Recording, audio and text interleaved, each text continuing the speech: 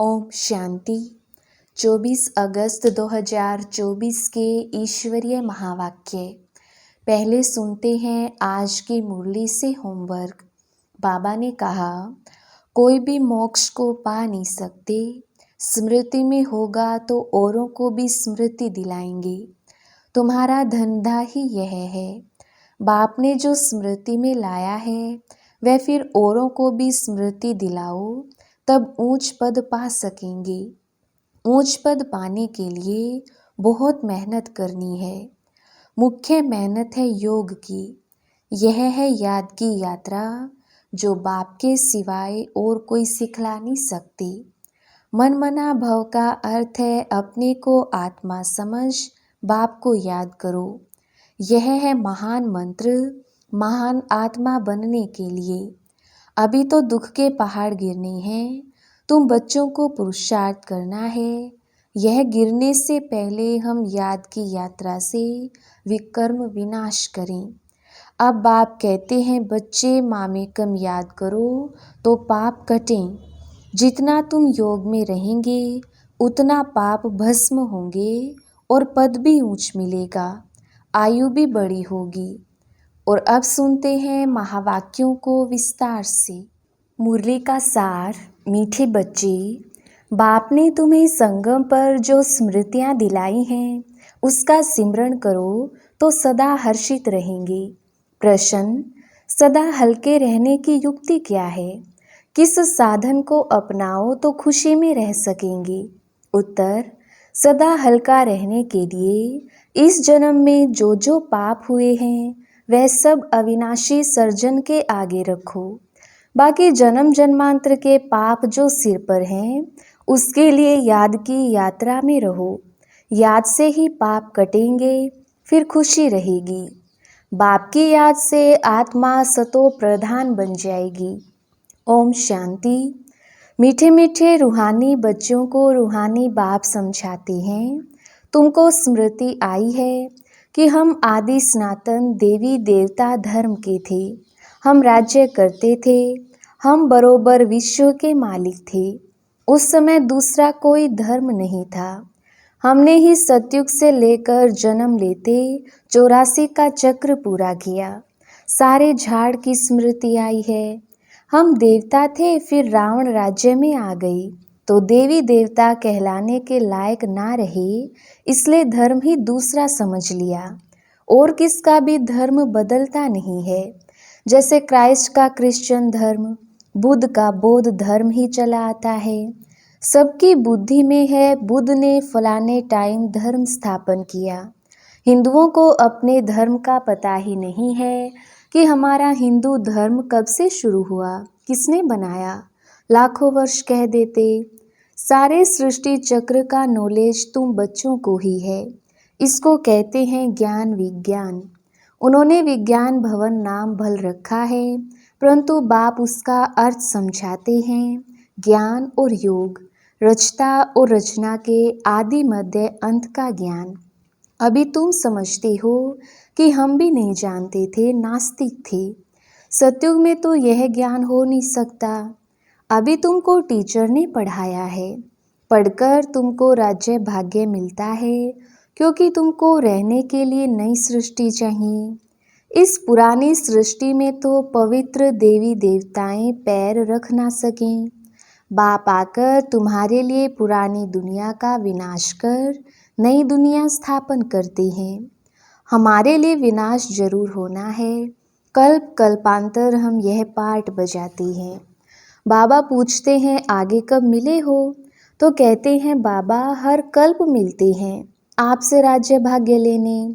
कल्प पहले भी बेहद सुख का राज्य भाग्य मिला था। ये सब बातें जो स्मृति में आई हैं, अब उनका सिमरण होना चाहिए, जिसको बाबा स्वदर्शन चक्र कहते हैं। हम पहले सतो प्रधान थे। यह भी तुम्हें स्मृति आई कि हर एक आत्मा को अपना अपना पार्ट मिला हुआ है। हम आत्मा छोटी अविनाशी हैं, उनमें पार्ट भी अविनाशी है जो चलता ही रहेगा। यह बनी बनाई बन रही, इसमें नई बात कोई ऐड व कट नहीं हो सकती है। कोई भी मोक्ष को पा नहीं सकते, कोई मुक्ति मांगते हैं। मुक्ति अलग है, मोक्ष अलग है, यह भी स्मृति में रखना है। स्मृति में होगा तो औरों को भी स्मृति दिलाएंगे। तुम्हारा धंधा ही यह है। बाप ने जो स्मृति में लाया है वह फिर औरों को भी स्मृति दिलाओ, तब ऊंच पद पा सकेंगे।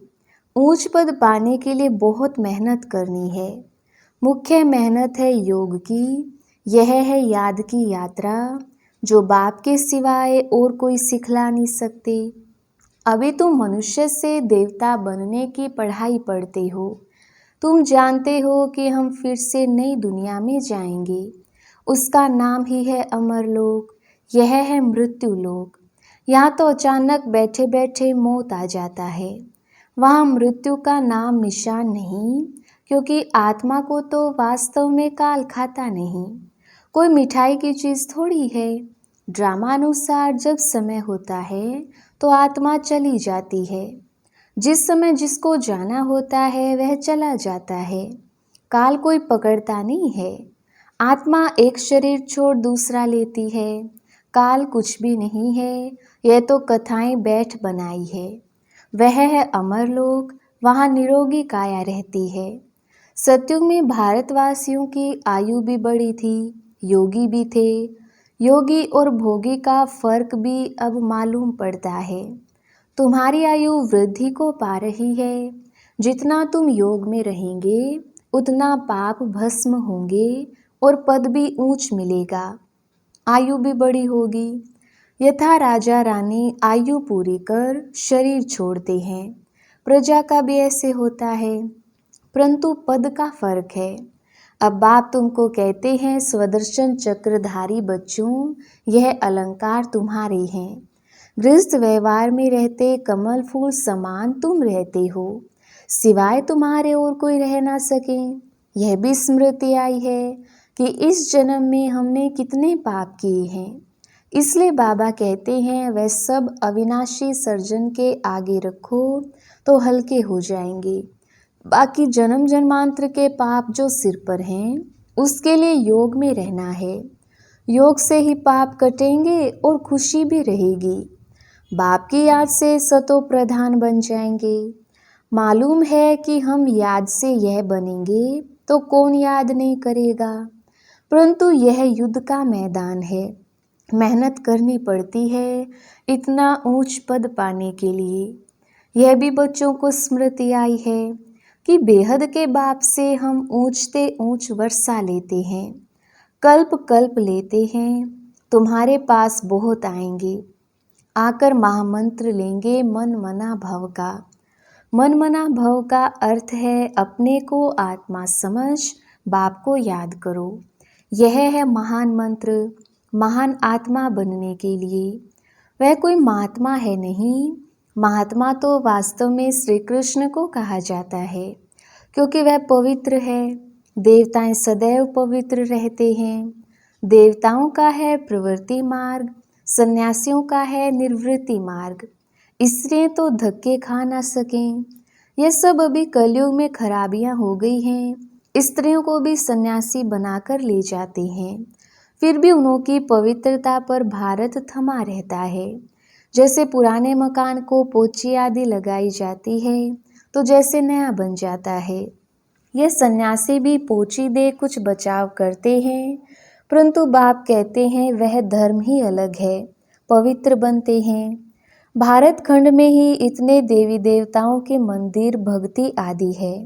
यह भी खेल है जिसका वृतांत तुम बताते हो। भक्ति मार्ग के लिए यह सब भी चाहिए ना। एक शिव के ही कितने नाम रख दिए हैं। नाम पर मंदिर बनता गया है, ढेर के ढेर मंदिर हैं। कितना खर्चा होता है, मिलता फिर भी आधा कल्प का सुख है। बस बहुत पैसे लगाते हैं, मूर्तियाँ टूट फूट जाती हैं। वहाँ तो मंदिर आदि की दरकार नहीं। यह भी अभी स्मृति आई है कि आधा कल्प भक्ति चलती है, आधा कल्प फिर भक्ति का नाम नहीं। बाप कितनी स्मृति दिलाते हैं इस वैरायटी झाड़ की। सिर्फ कलयुग की आयु ही 40,000 वर्ष हो तो फिर क्रिश्चियन आदि की आयु भी बहुत बढ़ जाए। बाप समझाते हैं क्रिश्चियन धर्म की इतनी ही लिमिट है। यह जानते हैं क्राइस्ट को इतना समय हुआ है, फलाने को इतना समय हुआ धर्म स्थापन की, लेकिन फिर जाएंगे कब यह पता नहीं है। कल्प की आयु ही लंबी कर दी है। अभी तुम जानते हो यह तो विनाश की तैयारियां हो रही हैं। उनों की है साइंस, तुम्हारी है साइंस ले। तुम जितना साइलेंस में जाएंगे उतना वह विनाश के लिए अच्छी अच्छी चीज़ें तैयार करती रहेंगी। दिन प्रतिदिन महीन चीज़ें बनाते रहते हैं। तुमको अंदर में खुशी होती है, बाबा तो हमारे लिए नई दुनिया बनाने आए हैं, तो अब हम पुरानी दुनिया में थोड़ी रहेंगे। कमाल है बाबा की। बाबा आपके स्वर्ग स्थापन करने की तो कमाल है। अभी तुमको सारी स्मृति आई है। वह तो रचता और रचना के आदि मध्य अंत को जानते ही नहीं है। तुम जानते हो तुम कितनी रोशनी में हो। मनुष्य तो घोर अंधियारे में है। फर्क है ना। ज्ञान अंजन सतगुरु दिया, अज्ञान अंधेर विनाश। भक्ति वाले ज्ञान को नहीं जानते हैं। अभी तुम भक्ति को भी जानते हो तो ज्ञान को भी जानते हो। सारी स्मृति आई है। भक्ति कब शुरू होती है, फिर कब पूरी होती है। बाप कब ज्ञान देते हैं, पूरा कब होगा, सब स्मृति है। नंबरवार तो है ही। किसको बहुत स्मृति है, किसको कम। जिन्हों को बहुत स्मृति रहती है वह ऊंच पद पाएंगे। स्मृति रहे तब औरों को भी समझाएं। वंडरफुल स्मृति है ना। आगे तुम्हारी बुद्धि में क्या था। भक्ति जप तप तीर्थ करना, माथा टेकना, सारी टिप्पण ही घिस गई है। भक्ति की स्मृति और ज्ञान में कितना फर्क है। तुम अभी भक्ति को जानते हो क्योंकि शुरू से भक्ति की है। जानते हो हमने पहले पहले शिव की भक्ति की, फिर देवताओं की। और कोई को भी यह स्मृति नहीं है। तुमको रचना के आदि मध्य अंत भक्ति आदि की सब स्मृति है। आधा कल्प भक्ति करते करते गिरते ही आए हो। अभी तो दुख के पहाड़ गिरने हैं। तुम बच्चों को पुरुषार्थ करना है। यह गिरने से पहले हम याद की यात्रा से विकर्म विनाश करें। सबको तुम यही समझाते हो। तुम्हारे पास हजारों आते हैं। तुम मेहनत करते हो भाई बहनों को रास्ता बताने की। ज्ञान और भक्ति की स्मृति आई है। गोया तुम सारे ड्रामा को नंबरवार पुरुषार्थ अनुसार जान गए हो। जो जितना अच्छी रीति जानते हैं वह समझा भी सकते हैं। समझाना तो बच्चों का ही है। गायन भी है सन सोज फादर। बाप बच्चों को समझाएंगे, बच्चे फिर और भाइयों को समझाएंगे। आत्माओं को समझाते हो ना। भक्ति से यह ज्ञान बिल्कुल न्यारा है। गायन भी है ना। एक भगवान आकर सब भक्तों को फल देते हैं। एक बाप के सब बच्चे हैं। बाप कहते मैं सब बच्चों को शांति धाम सुख धाम में ले जाता हूँ। कल्प कल्प का यह ज्ञान भी तुमको अभी है, वहाँ नहीं होगा। तुम पतित बनते हो तो पावन बनाने के लिए बाप तुम पर कितनी मेहनत करते हैं। इसलिए गायन है कुर्बान जाऊं वारी जाऊं। किस पर, बाप पर। फिर बाप मिसाल बताते हैं यह कुर्बान कैसे गया, फॉलो इस सैंपल को करो। यही फिर लक्ष्मी नारायण बनते हैं। अगर इतना उच्च पद पाना है तो ऐसा कुर्बान जाना है। साहूकार कभी कुर्बान हो ना सकें, या तो स्वाहा करना पड़े। साहूकार को स्मृति जरूर आएगी।